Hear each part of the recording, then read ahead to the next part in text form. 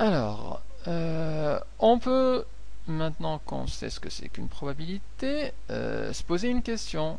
Mais comment calculer le nombre de cas favorables et comment calculer le nombre total des cas?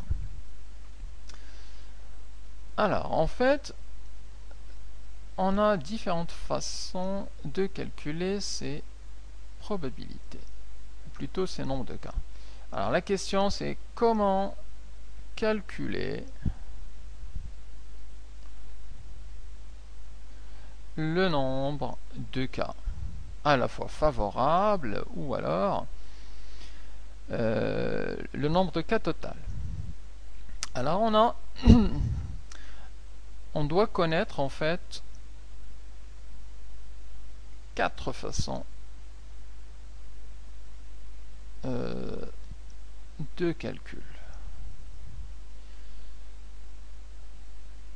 Alors on a d'abord des cas que j'appellerai des cas simples. Lorsqu'on a un exercice simple, alors le calcul des cas est assez direct. On verra des exemples. Alors, il y a les cas où on parle de tirage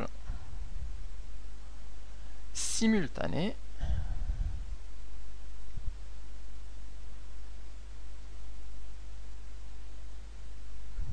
C'est l'exemple d'une urne qui contient des boules où on tire simultanément 2 boules de cette urne.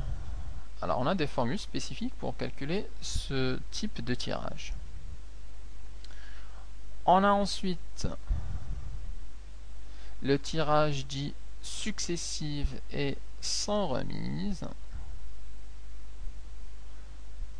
Tirage successif.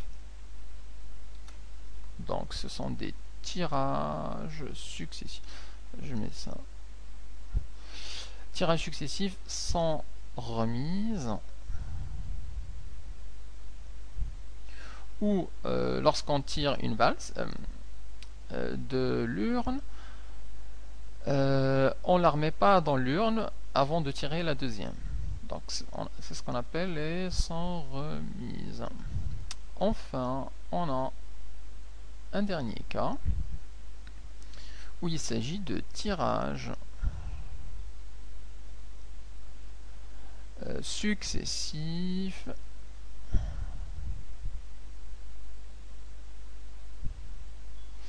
avec remise. On va donner des exemples à tout ça. Alors,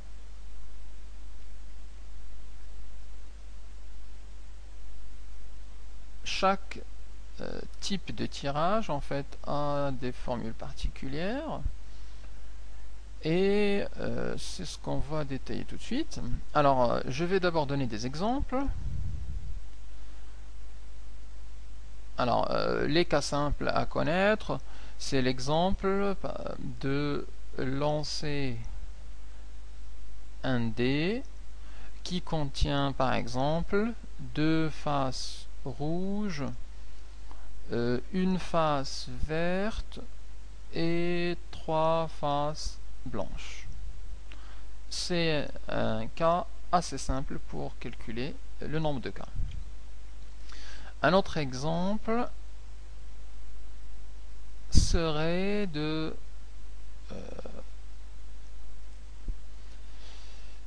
par exemple une société qui loue 150 véhicules à 3 prestataires.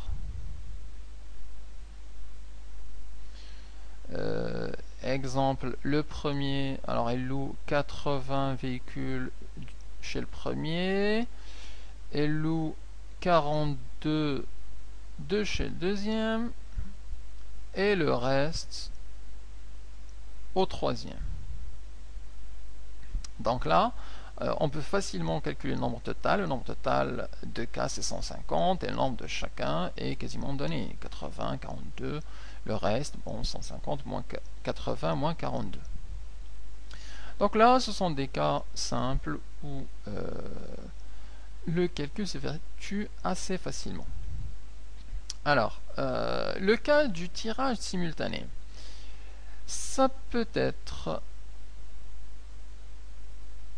un tirage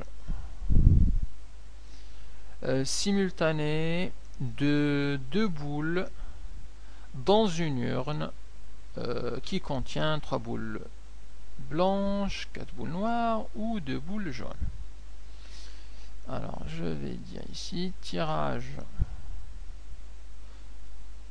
simultané de 2 boules d'une urne qui contient 3 boules blanches, 4 boules noires et 2 boules jaunes.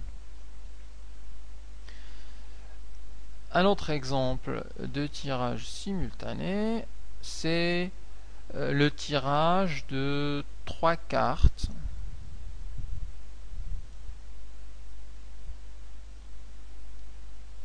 parmi, bien évidemment, simultané.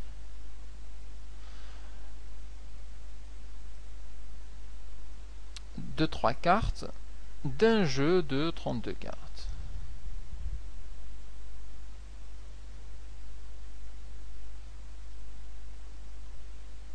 Donc là, on va parler de tirage simultané, on verra les formules pour le calculer.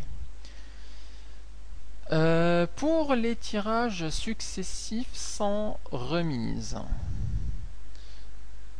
Alors, quand on dit successif, ça veut dire que si on veut tirer par exemple 2 balles, on tirera la première balle, on la mettra à côté, ensuite sans remise donc, et ensuite on tire la seconde balle. C'est ce qu'on appelle le successif sans remise. Alors l'exemple type, c'est toujours des exemples avec des urnes, où on aura un tirage alors successive sans remise d'une urne.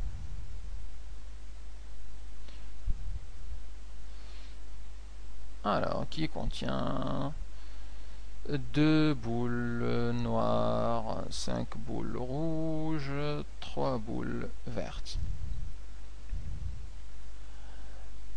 Ça peut être aussi des cas plus concrets, alors avec le placement de 3 ou plutôt de 10 convives à une table de resto.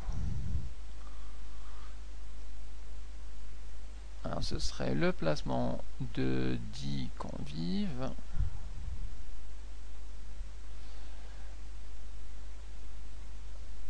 à une table de resto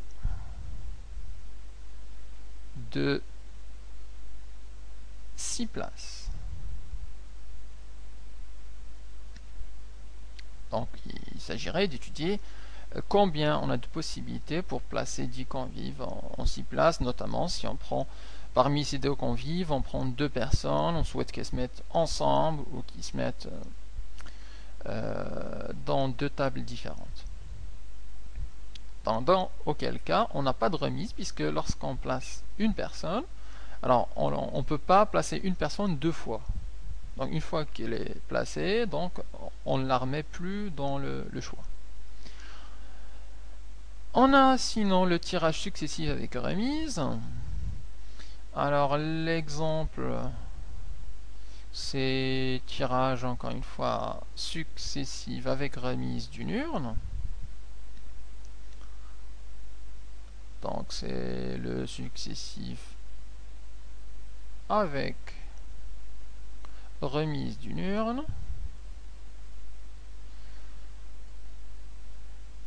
Allez, je prends la même, 2n, 5r et 3 boule verte, ou alors le choix d'un numéro de téléphone par exemple.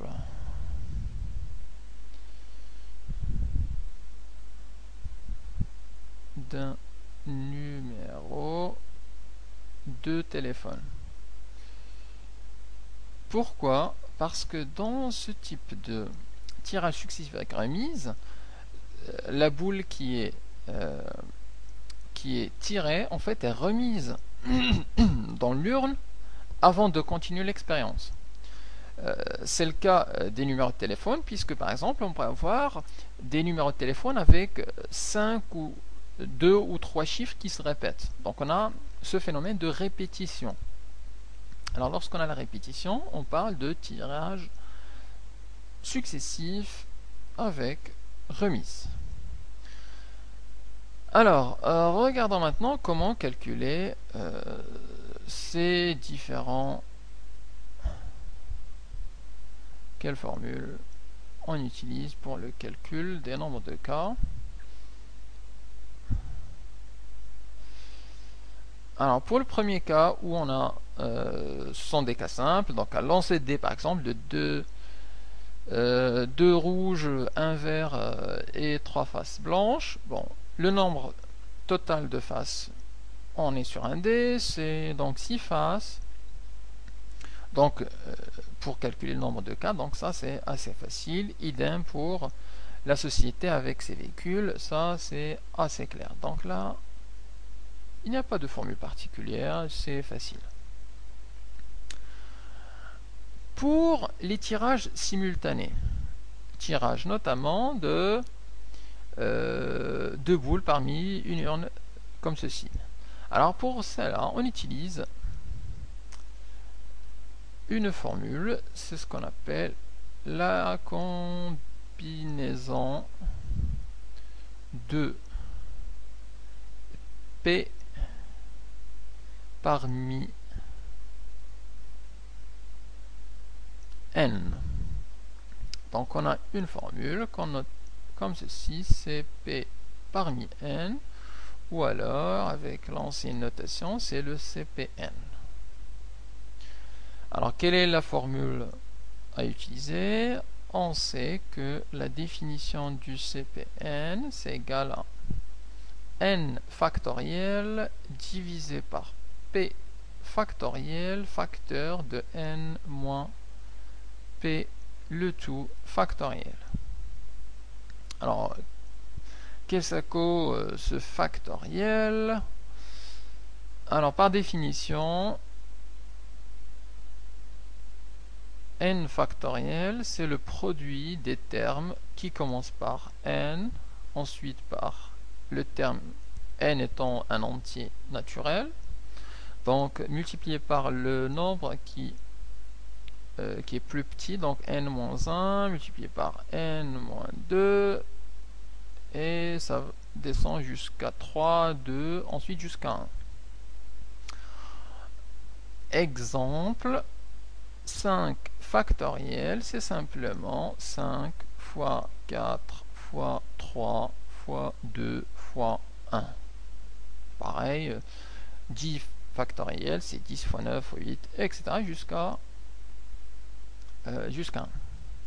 Donc, la combinaison de p parmi n, c'est égal à n factoriel sur p factoriel fois n moins p factoriel. On peut faire un exemple ici d'un calcul. La combinaison de 2 parmi 5, c'est égal à 5 factoriel divisé par 2 factoriel fois 5 moins 2 factoriel. Alors le 5 factoriel, on l'a ici, c'est 5 fois 4 fois 3 fois 2 fois 1. Le 2 factoriel, c'est 2 fois 1. 5 moins 2, ça fait 3. Donc, à l'intérieur de la parenthèse, c'est 3 factoriel. 3 factoriel, c'est 3 fois 2 fois 1. Alors, on voit qu'on a des simplifications. Par par 2 et 3, 2 et 3. Et une simplification ici par 2.